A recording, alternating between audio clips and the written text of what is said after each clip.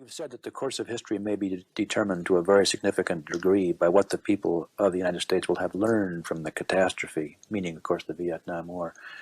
What, in your opinion, have we learned from this experience? I would say very little, unfortunately. At the time I wrote that, which I guess was 7 or 8 years ago, what I had in mind was that there are really two different ways of looking at this catastrophe. One can look at it as a failed venture, a mistake, something which was... It was a mistake because it failed. Mistake because it failed, but perfectly all right if it succeeded. And I think it's probably fair to say that at least among intellectuals, people who write and speak publicly... You've been rather harsh on the intellectuals. Yeah, I think they're totally unprincipled on this. I mean, I think the dominant view is that if we had gotten away with it, it would have been all right, but we couldn't get away with it, so therefore it was stupid, and therefore we should get out. You know, worse than a crime, it was a blunder or something of that sort. Now, if that's all that's learned from it, I think it'll have no effect on future history. It will have shown that there are limits to American imperialism. And your opposition has been on moral grounds, that it was wrong from the outset, although you said your opposition came 15 years too late. Well, active opposition came 15 years too late. I think the time for active opposition should have been about 1950 or a little later. But I didn't become really actively engaged in opposing the war until about 1964, 65. And at that point, the United States was very deeply involved in what, if we were honest, we would call aggression against South Vietnam. That's in fact what it was. But I had, of course, always been opposed to the war. The Vietnam War actually began for the United States in 1950.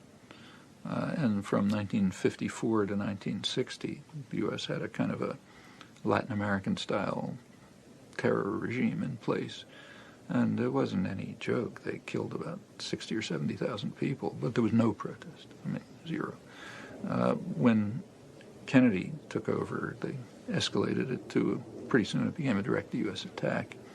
Still no protest. I mean, through the early 60s, you couldn't get anybody to sign a petition. I mean, nobody would come to a meeting. I remember we used to try to organize meetings on Vietnam. Some of the few people, couple of students, a few others who were interested.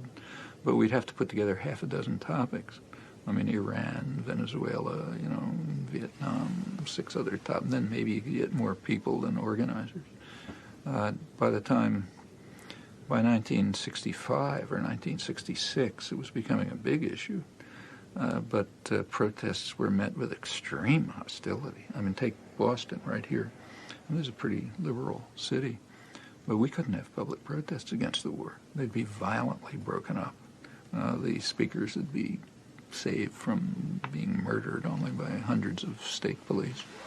And it would be praised, the protests would be, the attack on the protesters would be praised in the liberal media. I remember my wife, I had 2 little girls. My wife and the 2 kids went to a women's protest. It was, you know what it's like. I mean, they're not throwing stones, just people walking around with children. And this was in Concord. It's a suburb, quiet, professional, upper-middle-class suburb. I mean, they were attacked. People throwing tin cans and tomatoes and so on, and that was considered right. You know, it wasn't until late 1966 that there was enough of a change so you really had substantial public opposition. I mean, that's 5 years after the war was started. By then, there were hundreds of thousands of American troops rampaging around South Vietnam, and the war, of course, extended to the rest of Indochina. And nobody knows how many people were killed because nobody counted. So, I mean, another interesting thing about the Vietnam War is we have no idea what the costs were to the Vietnamese. I mean, for the United States, we know down to the last person.